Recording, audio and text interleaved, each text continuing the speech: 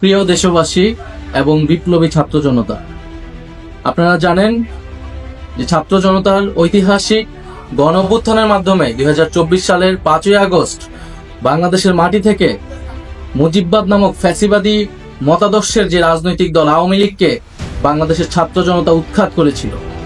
কিন্তু আমরা দুঃখের সাথে দেখছি যে এতদিন হয়ে যাওয়ার পরেও সেই আওয়ামী লীগের ব্যানারে আওয়ামী লীগের লোকেরা এই বাংলাদেশের মাটিতে এখনো মিছিল করার সাহস পায় এবং এই অন্তর্বর্তী সরকারের পক্ষ থেকে তেমন দৃশ্যমান উদ্যোগ নেওয়া হয়নি এই আওয়ামী লীগকে নিষিদ্ধ করার বা আওয়ামী লীগের বিচার কার্যক্রমকে দৃশ্যমান করার।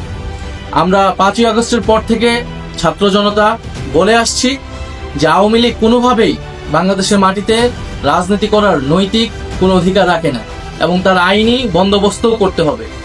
আওয়ামী লীগ গত 1.5 দশক ধরে বাংলাদেশে একটি ফ্যাসিজম কায়েম করেছে। বাংলাদেশে কয়েকটি গণহত্যার সাথে আওয়ামী লীগ জড়িত।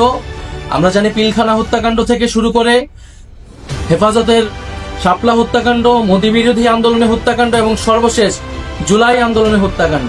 এছাড়া বিরোধী রাজনীতিক লোকেরা গুম খুনের ক্রসফায়ারের শিকার হয়েছে। এই সব কিছুর বিচারের জন্যই কিন্তু এই গণ অভ্যুত্থান হয়েছিল এবং আওয়ামী লীগকে আমরা দলগতভাবে বিচারের দাবি জানিয়েছিলাম, সেটিও আমাদের সামনে দৃশ্যমান হয়নি।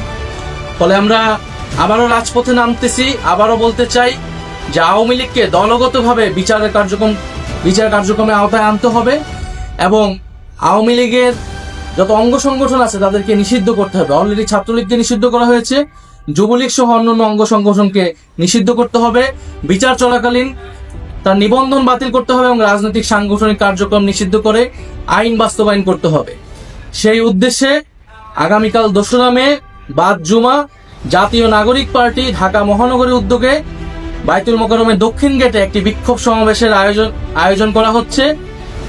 আপনারা দলে দলে সেই বিক্ষোভ সমাবেশে যোগদান করুন এবং গণ অভ্যুত্থানের যে আমাদের প্রতিশ্রুতি ছিল যে একটি ফ্যাসিস্ট মুক্ত বাংলাদেশ তৈরি করা, ফ্যাসিজমকে আর কখনোই বাংলার মাটিতে জায়গা করতে না দেওয়া এবং আওয়ামী লীগের যে গণহত্যা যে অপরাধ তারা করেছে সেই সকল কিছুর বিচার নিশ্চিত করা, এই সব কিছু আমাদের জুলাই আন্দোলনের প্রতিশ্রুতি এবং আমাদের শহীদদের প্রতি আমাদের প্রতিশ্রুতি।